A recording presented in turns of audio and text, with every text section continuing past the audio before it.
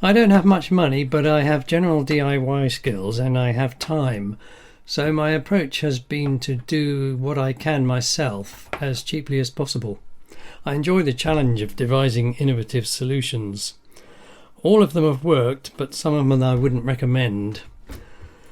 The two things that did cost us quite a lot of money were the solar panels and the heat pump. The panels I got through Frome Town Council's Solar Streets scheme. They cost around £3,000.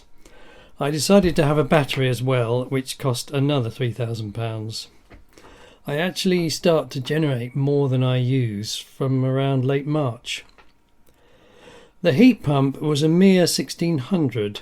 The usual approach seems to be to replace the gas boiler with a heat pump, which often means installing larger radiators or underfloor heating, and this can cost £10,000 or more. In my small house, I have gone for a heat pump that simply blows warm air into my living room, the main room I need to be warm, and this filters through to the rest of the house.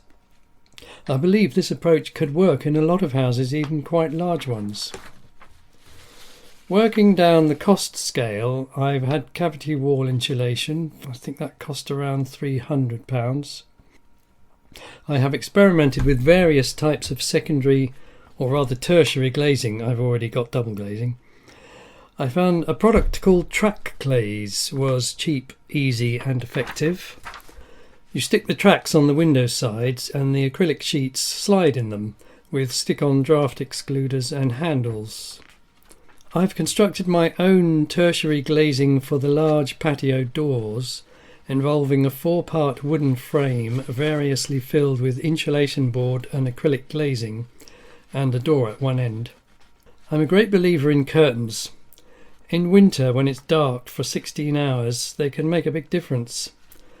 These have thermal lining, are attached to the walls either side, are long enough to just touch the floor, and I sometimes pin them together in the middle with clothes pegs. I've also made an inner front door. Again, very simple design, just a frame filled with insulation board. These are all kind of work in progress. They work, but they are not yet nicely finished. I'm thinking I'll probably cover the insulation board with some kind of material. I want to keep it lightweight. In the back garden are 2 water butts, a small pond which had a newt in it last year, plenty of unkempt areas where wildlife can hide, and we are currently converting the large lawned area in front of the house into a meadow.